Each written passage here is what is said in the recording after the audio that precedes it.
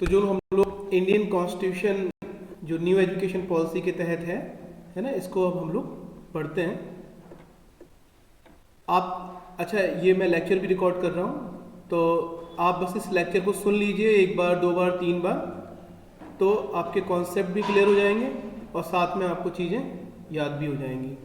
ठीक है, तो बिल्कुल हम सिलेबस को फॉलो करते हुए आगे बढ़ते हैं। तो पहले हम लोग फीचर्स ऑफ इंडियन, इसमें सोर्स ऑफ इंडियन कॉन्स्टिट्यूशन और है, तो इसमें काफ़ी हिस्ट्री आ रही थी तो मैंने अभी लिया नहीं है। आप लोग कहेंगे तो हम बाद में इसको ले लेंगे, ठीक है। लेकिन इसके पहले कुछ और इम्पॉर्टेंट चीज़ें हैं, उनको हम ध्यान रखते हैं। जैसे important feature of Indian constitution, तो इंडियन कॉन्स्टिट्यूशन की इसमें अगर फीचर की बात करें तो यही सिग्निफिकेंस भी हो जाएंगे, विशेषताएं भी हो जाएंगी, ठीक है। अच्छा, ये लेक्चर हिंदी और इंग्लिश दोनों मीडियम के स्टूडेंट के लिए काम आएंगे, क्योंकि कंटेंट इंग्लिश में लिखा हुआ है लेकिन पढ़ा हिंदी में रहा है, ठीक है। तो दोनों ही स्टूडेंट को, तो आप शेयर भी करवा दीजिएगा इसको, अगर इनको, तो सभी स्टूडेंट्स को फ़ायदा हो जाएगा, ठीक है। तो अगर हम लोग कॉन्स्टिट्यूशन की बात करें तो एक तो ये वर्ल्ड का लॉन्गेस्ट कॉन्स्टिट्यूशन है, ठीक है।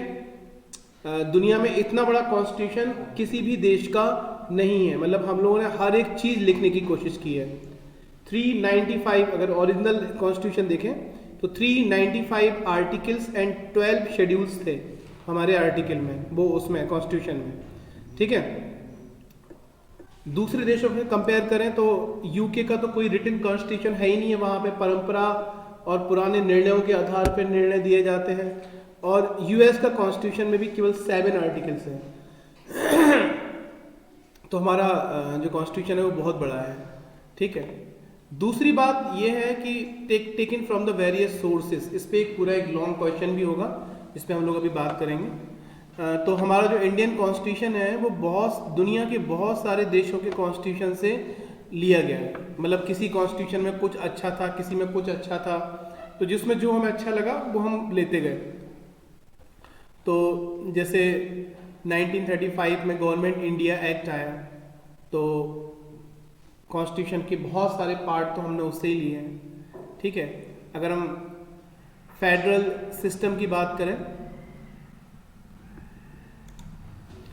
फेडरल सिस्टम के पहले भी अगर हम सिर्फ सोर्सेज की बात करें तो कनाडा के कॉन्स्टिट्यूशन से, अमेरिका के कॉन्स्टिट्यूशन से, ब्रिटेन के, मतलब ब्रिटेन से तो क्या उनका लिखित है नहीं है, कनाडा से, है ना, तमाम तरह के कॉन्स्टिट्यूशन से हमने बहुत कुछ लिया है। इस पर बहुत डिटेल में भी बात करेंगे अपन लोग थोड़ी देर बाद, ठीक है। तीसरी जो हम इसका फीचर देखेंगे, federal system with unitary features, ठीक है। फेडरल सिस्टम क्या होता है स्टूडेंट्स, आप लोग बता सकते हो? फेडरल सिस्टम का मतलब ये होता है, हाँ बताओ बताओ नोडी बताओ। आपने कहा कि स्टेट का संघ है, तो यूनियन ऑफ स्टेट और फेडरल ऑफ स्टेट में क्या डिफरेंस है, ये बता सकते हो क्या?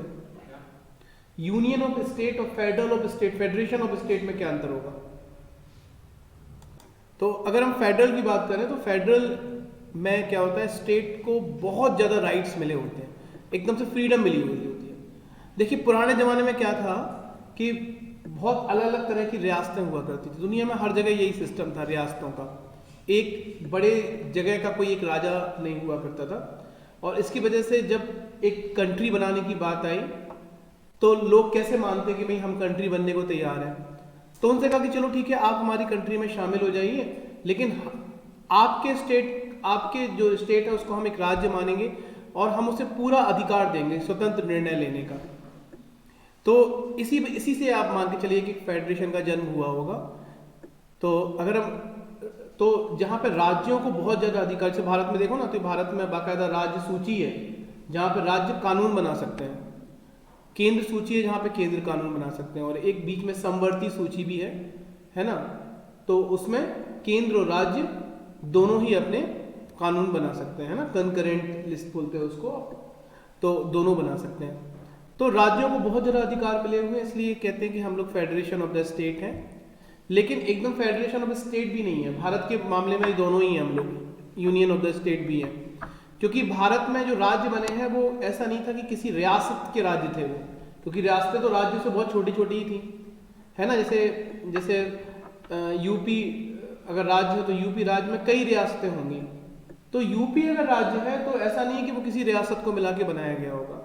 तो उसका मतलब ये हुआ कि आप ऐसे भी मान सकते हो कि इतना बड़ा देश है तो इतने बड़े देश को चलाने के लिए छोटी छोटी इकाइयों की ज़रूरत होती है, क्योंकि पूरे देश को एक आदमी तो नहीं चला सकता। तो शायद इसलिए भी इन्होंने राज्यों में उसको डिस्ट्रीब्यूट कर दिया कि अलग अलग जगह के मुख्यमंत्री हो जो उन राज्यों के प्रधान हो, और वो सब लोग मिलकर इस देश को चलाएं।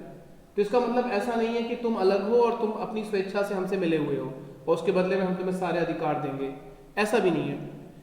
आप एक देश ही हैं, देश के छोटे छोटे पार्ट हैं। कल जिसे राज्य जिलों में बटा हुआ है, तो कल ललितपुर कहे कि हम अलग होना चाहते हैं, या झांसी कहे कि नहीं हमारे अलग से अधिकार दीजिए, है ना, तो फिर वो बात ही खराब हो जाएगी। भाई फेडरेशन ऑफ स्टेट की बात कर रहे हैं, अब फेडरेशन ऑफ डिस्ट्रिक्ट आ जाएगा। फिर कल कोई गांव कहे कि भाई फलाने हम तो इस गांव के नंबरदार हैं, तो भाई हम अपना गांव अलग करना चाहते हैं, वो हमारा खुद का देश बनेगा, तो फिर तो वो बड़ी गड़बड़ हो जाएगी, है ना। तो इसलिए इंडिया, अगर हम राइट्स और ताकत के हिसाब से देखें राज्यों की, तो ये फेडरेशन ऑफ स्टेट भी है, लेकिन आर्टिकल 356 है ना, कोई राज्य बहुत उछल रहा था और 356 लगाया और खत्म कहानी उनकी, है ना, मतलब वो राज्य ही सरकारी बर्खास्त हो गई, अब फिर से इलेक्शन होंगे और देखा जाएगा। यानी कि ऐसा नहीं है, अनलिमिटेड अधिकार नहीं है हमारे संविधान ने। जहाँ फेडरेशन ऑफ स्टेट बताया है तो यूनियन ऑफ स्टेट भी है, और दोनों के लिए अलग अलग तर्क हैं।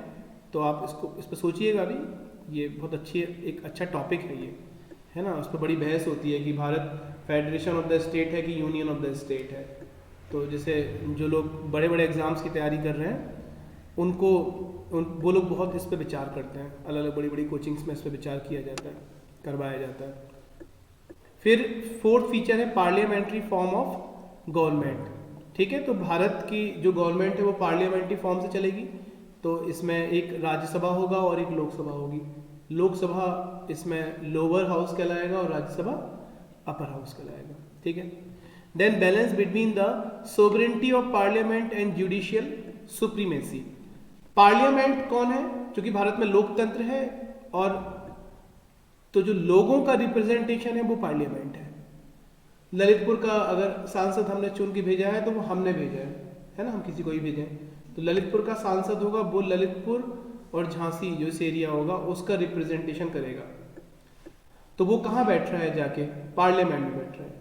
यानी कि ललितपुर झांसी का सांसद अगर पार्लियामेंट में बैठ रहा है तो इसका मतलब ये हुआ कि वो ललितपुर और झांसी का रिप्रेजेंटेशन कर रहा है, यहाँ की जनता के प्रतिनिधि के रूप में वो वहाँ पर पार्लियामेंट में बैठा हुआ है। तो लोकतंत्र तो यही कहता है कि जनता का शासन है, लेकिन ये सैद्धांतिक रूप से अच्छा लगता है, लेकिन अगर हम इनको पूरे अधिकार दे दें, इनको रोकने वाला कोई ना हो, तो आपने देखा होगा कई जगह पे चुने हुए लोग बहुत तरह की मनमानी करते हैं। और लोकतंत्र में ऐसा तो है नहीं है कि हर व्यक्ति ही आपको वोट दे, जिसको मैक्सिमम वोट मिलते हैं वो जीत जाता है, और मैक्सिमम 40% वोट से कोई भी मतलब किसी पार्टी को मिलते हैं तो उसकी सरकार बन जाती है। तो बाकी 60% लोग तो उन्होंने वोट नहीं दिया ना। तो फिर कल ये 40% के लोग जो चुन के आए हैं वो उन 60% वाले लोगों को परेशान भी कर सकते हैं, है ना, कि तुमने वोट नहीं दिया था तो अब देखते हैं हम तुम्हें। तो यहाँ पे जुडिशियल सुप्रीमेसी भी बनी हुई है। जुडिशियल सुप्रीमेसी मतलब जजेस खुद को ही नियुक्त करते हैं, और जजेस को नियुक्त करने में सरकारों की कोई हस्तक्षेप नहीं होता, कोई उनका पावर नहीं होता है, वही अपना चला रहे हैं, तो फ्री हैं। यहाँ तक कि उनकी सैलरीज भी सरकार नहीं देती है, कंसोलिडेट फंड ऑफ इंडिया से उनका पैसा आता है। यानी कि एक बॉडी ऐसी रख दी जो कि जिसको पब्लिक से मतलब नहीं है कि पब्लिक हमें वोट दे कि नहीं दे, जो सही है वो उस पर डिसीजन देंगे। तो हमारे यहाँ जुडिशियल सुप्रीमेसी भी है, यानी कि अभी बीजेपी सरकार ने एक स्टेट में 356 लगाया, गवर्नमेंट बर्खास्त हो गई, लेकिन बाद में मैटर सुप्रीम कोर्ट में गया और सुप्रीम कोर्ट ने कहा कि नहीं ये बर्खास्त सही नहीं है, और वापस से उस सरकार को लागू कर दिया।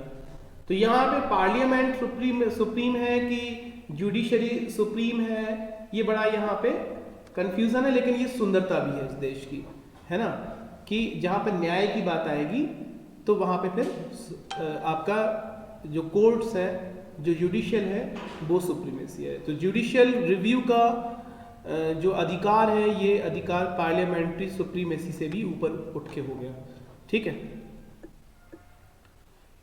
इसके अलावा और फीचर है independent and integrated judicial system. अभी हम लोगों ने बात की थी आपसे कि भारत का जो जुडिशियल सिस्टम है वो इंडिपेंडेंट है, यानी कि उसको कोई सरकार नियुक्त नहीं करती है ना। जजेस का एक खुद का कॉलेजियम होता है, उस कॉलेजियम में कुछ लोग होते हैं, कुछ जजेस होते हैं, उनकी कमेटी होती है और वो लोग जजेस को सिलेक्ट करते हैं, स्पेशली सुप्रीम कोर्ट और हाई कोर्ट के जो जजेस होते हैं, और मैक्सिमम पावर्स भी इनके पास ही होती है। तो इसमें सरकार का कोई हस्तक्षेप नहीं होता है, जजेस ही जजेस को अपॉइंट करते हैं अपने कॉलेजियम के थ्रू, और ये मान के चला जाता है कि चूंकि ये पंच हैं, ये प्रधान है, इनके हाथ में लाखों लोगों का न्याय है, तो फिर ये लोग गलत नहीं करते होंगे। हालांकि अपवाद सब जगह होते हैं, लेकिन फिर भी आज भी भारत की जनता में एक कोर्ट्स को लेके एक विश्वास कायम है, और जजेस की भी एक बहुत बड़ी जिम्मेदारी हो जाती है कि इस विश्वास को कायम रखा जाए और रखना चाहिए, है ना। तो भारत की एक बड़ी सुंदरता है कि भारत में एक इंडिपेंडेंट और इंटीग्रेटेड जुडिशियल सिस्टम है, ठीक है। और एकदम इनको ऐसा भी नहीं है कि एकदम बिल्कुल खुला ही छोड़ दिया गया है। अल्टीमेटली सुप्रीमेसी जनता की ही है, यानी कि अगर कोई जजेस करप्शन में लिप्त हैं या कोई ऐसी चीज़ है जो कि उनको नहीं करनी चाहिए, तो यहाँ पे फिर सरकार के पास पावर है उनको हटाने का, लेकिन वो पावर इतना कठिन बनाया है, मतलब 2/3 मेजॉरिटी से दोनों सदनों में जब प्रस्ताव लाया जाएगा इम्पीचमेंट का, तब जाके उनको हटाया जा सकता है, वो बड़ा लंबा समय लगता है उन सब चीज़ों में। तो वो इतना कठिन बनाया है रिमूवल की प्रक्रिया कि एकदम रिमूवल होता भी नहीं है, और भारत के इतिहास में शायद किसी भी जज पे अभी तक इम्पीचमेंट लगाया भी नहीं गया है ना। तो ये एक अच्छी चीज़ है। और अभी मैंने बात की थी कि इनकी जो सैलरीज वगैरह है ये कंसोलिडेटेड फंड से दी जाती है। नेक्स्ट है combination of rigidity and flexibility, है ना। और ये एक तरह से जो भारत का संविधान है ये फ्लेक्सिबिलिटी तो रिजिडिटी दोनों का ही एक संयुक्त रूप है। फ्लेक्सिबिलिटी क्या होती है, जिसमें आप आसानी से चेंजेस कर सकते हो, और रिजिडिटी मतलब आप चेंजेस आसानी से नहीं कर सकते हो। तो हमारे संविधान ने कुछ बिल्स, कुछ प्रोविजन ऐसे किए कि अगर उसमें आपको चेंज करना है तो आप नॉर्मल मेजॉरिटी से आप कर सकते हो। कुछ प्रोविजंस ऐसे हैं जहां पे आपको 2/3 मेजॉरिटी ऑफ द मेंबर चाहिए दोनों हाउसेस की, ठीक है। 2/3 of majority of members of each house present and vote and majority of each house total membership, है ना। मतलब वहाँ पे जो उपस्थित मेंबर है, कई बार कोई छुट्टी पे गया है, कोई कहीं गया है, तो सारे लोग उपस्थित नहीं है, तो जितने लोग वहाँ पे प्रेजेंट हैं उनका एटलीस्ट 2/3 और टोटल जितने उसके मेंबर्स हैं उसका 50% कम से कम होना चाहिए। तो आपका जो वो कॉन्स्टिट्यूशन अमेंडमेंट है वो हो जाता है, ठीक है।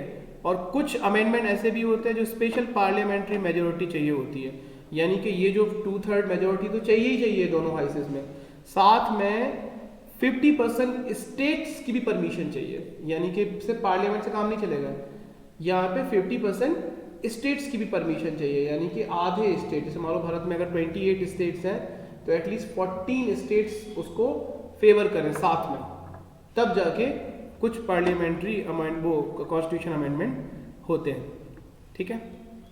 तो एट द सेम टाइम कुछ सिंपल लेजिस्लेटिव प्रोसेस होती है ना, तो सिंपल मेजॉरिटी से भी वो पार्लियामेंट में पास हो जाते हैं, ठीक है। नेक्स्ट टॉपिक हम लोग देखेंगे पावर ऑफ इंडियन पार्लियामेंट, ठीक है। ये बहुत इंपॉर्टेंट क्वेश्चन है कि इंडियन पार्लियामेंट्स की क्या पावर है ना, ये टॉपिक है आपका। तो the parliament of India is by cameral legislature, यानी कि दो हाउसेज हैं हमारे, राज्यसभा और लोकसभा, आपको पता है, और तीसरा उसका एक पार्ट प्रेसिडेंट ऑफ इंडिया भी है। तो parliament makes law with the help of both the chambers, है ना। जो पार्लियामेंट है वो लॉ पास करती हैं और फिर उस लॉ को अप्रूव करते हैं माननीय प्रेसिडेंट जी, ठीक है, और उसके बाद फिर वो सारे देश में अप्लाई हो जाता है। तो अगर हम पार्लियामेंट के पावर देखें तो legislative power, executive power, financial powers, constituent power और जुडिशियल पावर, इलेक्टोरल पावर, ठीक है। तो कई तरह के पावर हैं जिनके बारे में अब हम लोग डिटेल में पढ़ते हैं। तो सबसे पहला है लेजिस्लेटिव पावर्स, ठीक है। मतलब जो कॉन्स्टिट्यूशन मतलब कॉन्स्टिट्यूशन में ये ऐसे अमेंडमेंट मतलब इस तरह के ऐसे प्रावधान हैं कि जो पार्लियामेंट है वो कानून जो है वो पार्लियामेंट ही बनाती है ना। देश से यूनियन से रिलेटेड जो भी कानून है वो पार्लियामेंट को बनाने का अधिकार है। तो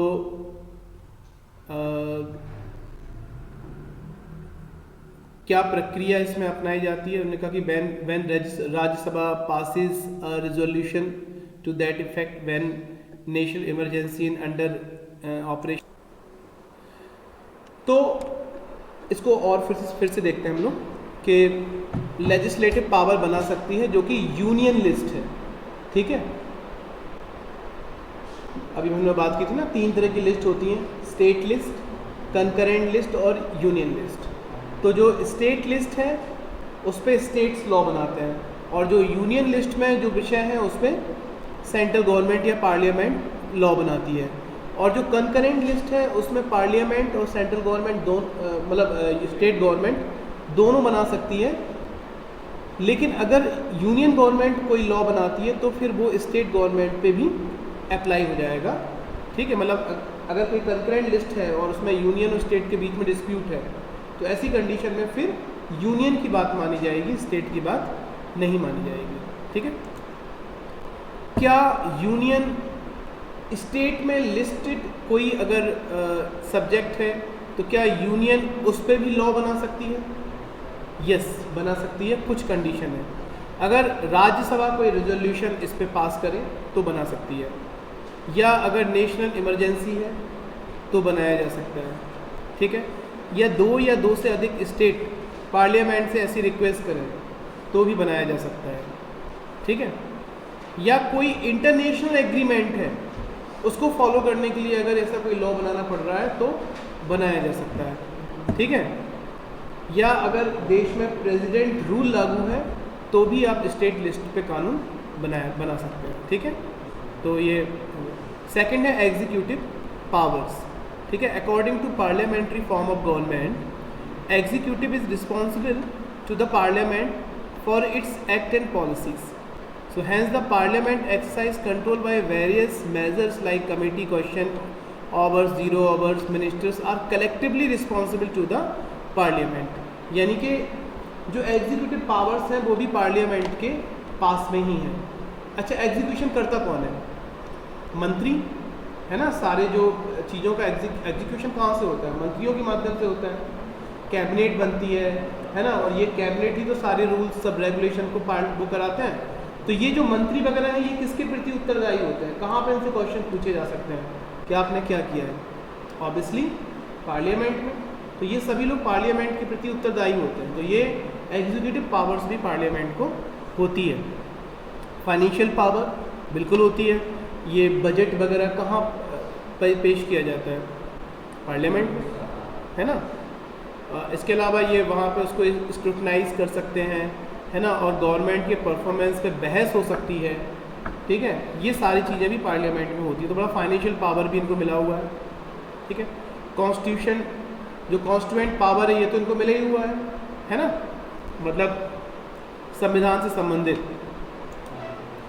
कॉन्स्टिट्यूएंट पावर, है ना। कॉन्स्टिट्यूशन को पार्लियामेंट अमेंड भी कर सकती है। कॉन्स्टिट्यूएंट मतलब हमारे संविधान में सुधार भी पार्लियामेंट कर सकती है, ठीक है। इसके अलावा जुडिशियल पावर्स मिली हुई हैं। जुडिशियल पावर्स क्या क्या मिली हुई हैं? एक तो impeachment of president for violation of constitution. अगर प्रेसिडेंट कोई ऐसा काम करते हैं जो कि संविधान के खिलाफ है बार बार, तो प्रेसिडेंट को भी हटाया जा सकता है इम्पीचमेंट के थ्रू। जजेस और सुप्रीम कोर्ट, हाई कोर्ट के जजेस को भी अब इम्पीचमेंट के थ्रू ही हटाया जा सकता है, और वाइस प्रेसिडेंट को हटाना है तो भी इम्पीचमेंट के थ्रू ही हटाया जाएगा। वैसे तो कोई भी कॉन्स्टिट्यूशनल पद है, पोस्ट है, जैसे और भी पोस्ट हैं कॉन्स्टिट्यूशन, आप जानते हो, बता सकते हो और कौन कौन सी कॉन्स्टिट्यूशनल पोस्ट हैं जिस पे नहीं, जजेस के अलावा बताओ। कैग, अटॉर्नी जनरल नहीं है, कैग है। अच्छा, यूपीएससी के चेयरमैन कह रहे हो, नहीं वो तो हटाया उसको।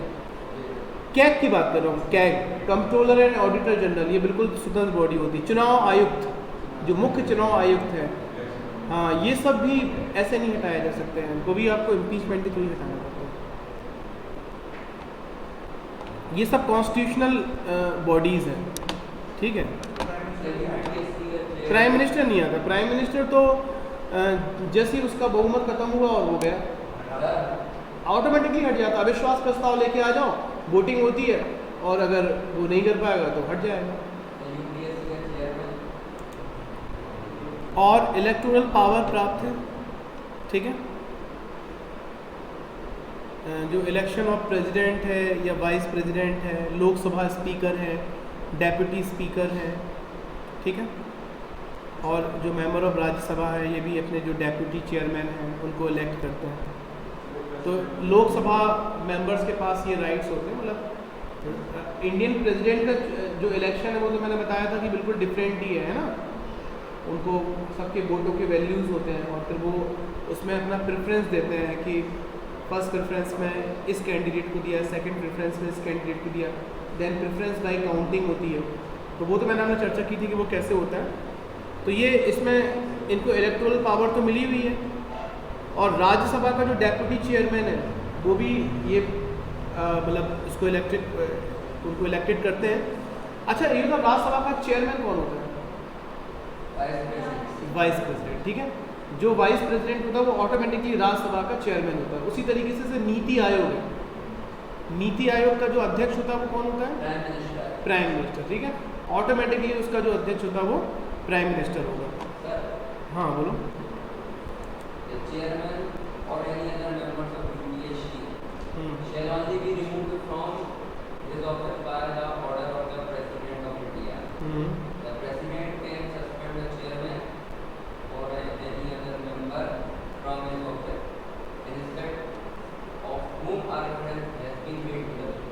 ओके, मतलब यूपीएससी के चेयरमैन को हटाने के लिए इम्पीचमेंट की ज़रूरत नहीं है ना, है ना। सिंपल प्रेसिडेंट ने कह दिया और वो हट जाएगा।